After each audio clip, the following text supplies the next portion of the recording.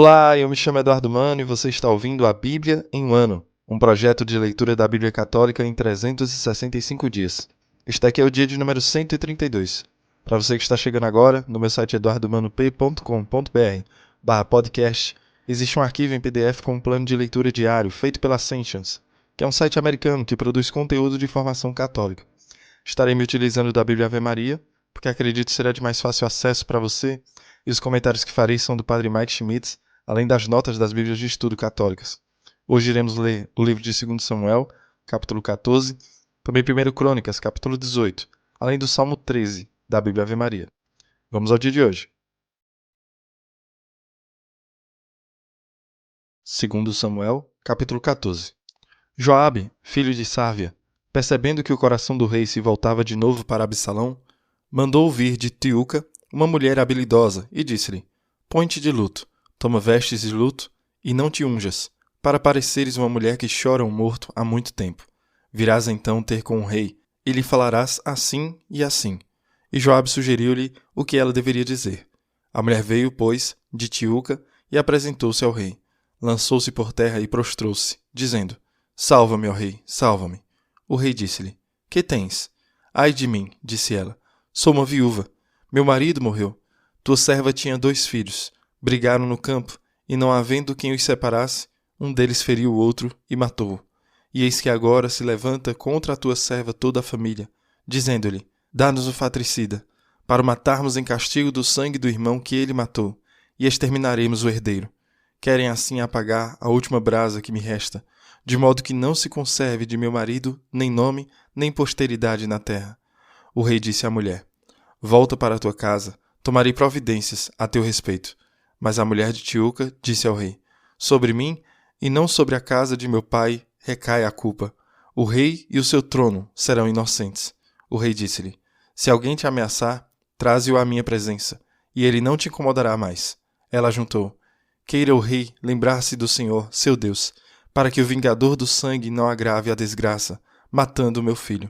Pela vida de Deus, disse ele, não cairá um só cabelo da cabeça de teu filho. A mulher então disse: Permite que a tua serva diga uma palavra ao rei, meu senhor. Fala. Por que, pois, pensas fazer o mesmo contra o povo do Senhor? Pronunciando essa sentença, o rei se confessa culpado, pelo fato de não se lembrar daquele que desterrou. Quando morremos, somos como a água que não mais se pode recolher, uma vez derramada por terra. Deus não faz voltar uma alma. Cuide, pois, o rei, que o banido não fique mais exilado longe dele.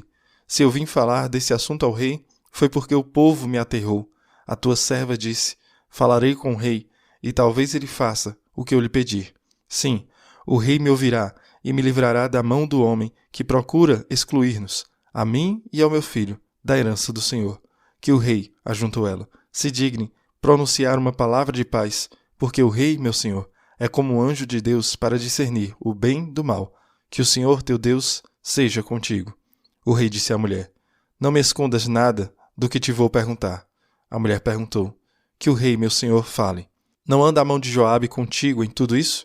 Por tua vida, respondeu-lhe ela, não se pode desviar para nenhum lado o que o rei acaba de dizer. Sim, foi o teu servo Joabe quem me deu instruções e sugeriu à tua serva tudo o que ela disse. Foi para dar a esse assunto uma nova feição que Joabe fez isso. Porém tu, ó rei, meu senhor, és tão sábio como um anjo de Deus, para saber tudo o que se passa na terra. O rei disse a Joabe: A coisa está decidida. Vai, traze o jovem Absalão. Joabe prostrou-se com o rosto por terra e abençoou o rei, dizendo: Agora o teu servo reconhece que ganhou o teu favor, ó rei, meu senhor, pois que o rei cumpriu o desejo de seu servo.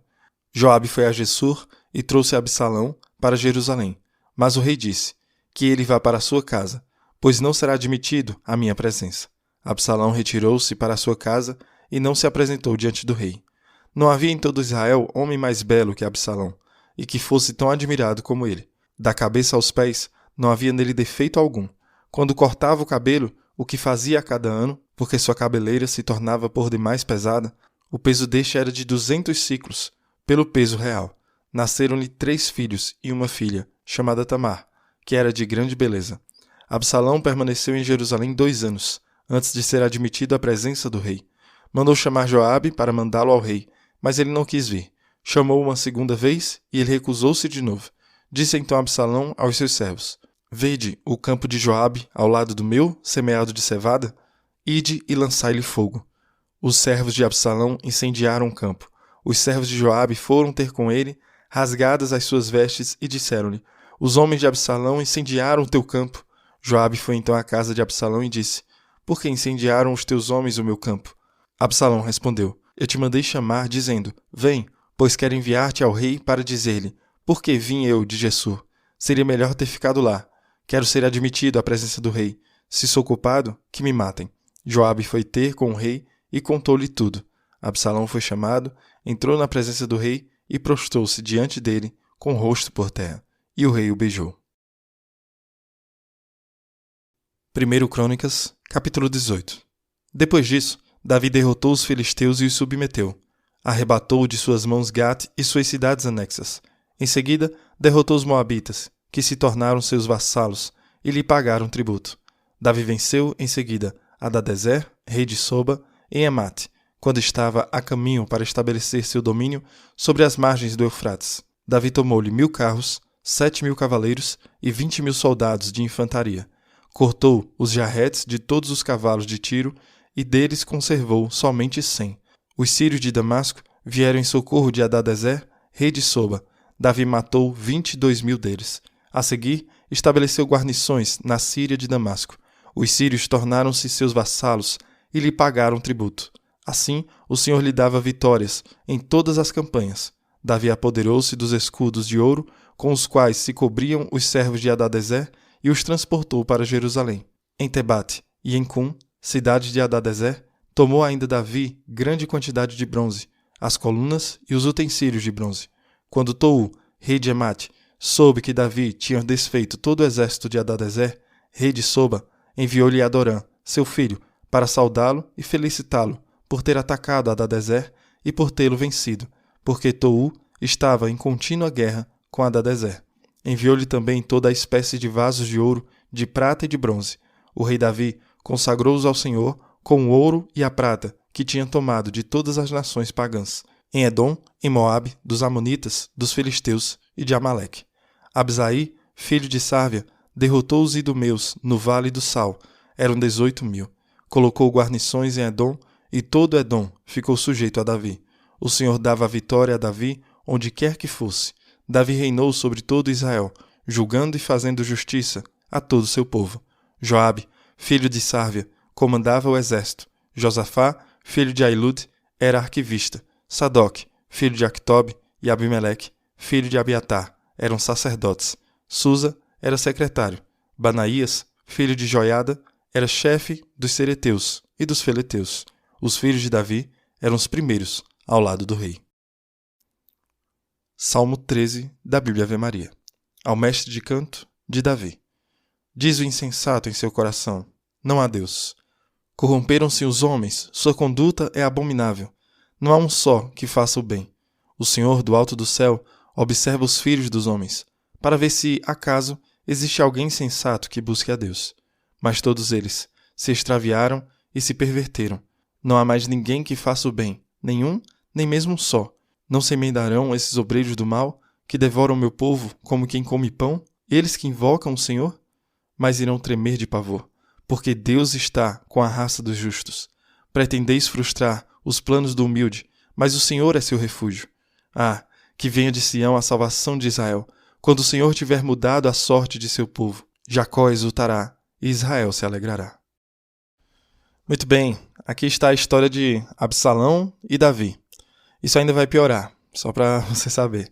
Davi é persuadido a trazer Absalão de volta. Lembre-se de ontem, onde ele fugiu e está vivendo no exílio. E Joabe está no comando do exército. Ele quer que Absalão volte para Jerusalém. Ele contrata uma mulher para contar uma história a Davi. É semelhante ao que Natan fez, o profeta, quando ele repreendeu Davi por seu pecado com Betsabeia de Urias. Esta mulher que Joabe contrata é uma viúva que tem 2 filhos, um filho matou o outro, e as pessoas querem matar o filho assassino. Ela pergunta a Davi o que ela deve fazer. Então Davi diz a ela que ela tem que manter sua família intacta e devolver seu filho a um lugar seguro. Então ela condena Davi, de maneira semelhante a Natan, o profeta, com a história do pastor que tinha tudo e levou uma ovelha. Davi é convencido e ele também percebe que isso era obra de Joabe. Mas por que Joabe queria que Absalão não estivesse mais em Gessur? Por que Joabe queria que Absalão ficasse perto de Davi? Sabemos que Joabe é muito leal a Davi.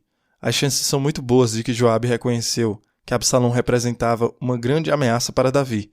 E se ele ficasse em Gessur, ele poderia levantar uma rebelião contra Davi. Portanto, é provável que Joabe tenha orquestrado tudo isso para que Absalão pudesse estar perto de Davi e não ser uma grande ameaça. Mas isso não vai dar muito certo. Também vemos algo importante. Vemos que Absalão é o tipo de cara que não está disposto a aturar muita coisa. Ele não está disposto a aturar o pecado contra Tamar, o fato de ser exilado, e também não está disposto a aturar Joabe não respondendo ele. Depois de chamar pela terceira vez Joabe para falar, ele incendeia seu campo. Então o que acontece? Joabe vai até o rei e pede que ele faça as pazes com Absalão. E o capítulo termina com Absalão se curvando a Davi e Davi o beijando. Aqui há algo muito importante para nós. Absalão não mostra sinal de arrependimento. Absalão não mostra sinal de perceber que estava errado ao matar seu irmão. Sim, seu irmão errou. Amnon errou muito com os atos contra Tamar. Mas Absalão não mostra arrependimento em matar seu próprio irmão. E Davi não mostra, portanto, o perdão real. Ele deixa Absalão retornar, mas ele não vê Absalão por 2 anos. Isso não é um perdão de verdade. Veja como Deus nos perdoa, por exemplo. Deus nos chama ao verdadeiro arrependimento, nos chama para nos afastarmos de nossos pecados e nos chama de volta para Ele. Então Ele nos dá um perdão pleno. Deus nos dá acesso completo a si mesmo. Mas aqui temos Davi, que de muitas maneiras era um bom rei, mas desta forma ele não foi um bom pai. Ele não foi uma boa imagem de pai. Então ele não era a imagem perfeita do Cristo, o Rei dos Reis. Ele dá perdão parcial, o que não é um perdão verdadeiro. Isso nos mostra o quão bom Deus é conosco. Quando somos perdoados em Jesus Cristo, recebemos acesso completo à casa do Pai e ao coração do Pai. Mas também temos que ter arrependimento. O que veremos em breve nos capítulos seguintes é que sem arrependimento não existe o verdadeiro perdão. Sem verdadeiro perdão e reconciliação, encontraremos apenas rebelião. Então, o que tiramos disso? Nós precisamos ir diante do Senhor, notar nossos pecados, expor tudo o que nós escolhemos em vez de Deus. Apegar-se ao Senhor, porque em Cristo Jesus nós temos pleno perdão, temos pleno acesso à casa do Pai, ao coração do Pai. Mas tudo isso nós não somos capazes de fazermos sozinhos. Precisamos da graça de Deus. É um processo constante de arrependimento, um processo constante de conversão. Às vezes é difícil deixar ir, é difícil confiar no Senhor, é difícil até ser perdoado. Mas continuemos rezando para que todos nós possamos ser pessoas constantemente convertidas. Continuemos rezando para que todos nós possamos ser pessoas que experimentam constantemente a beleza e o poder da misericórdia de Deus. Que Deus abençoe você e reze por mim. Até amanhã.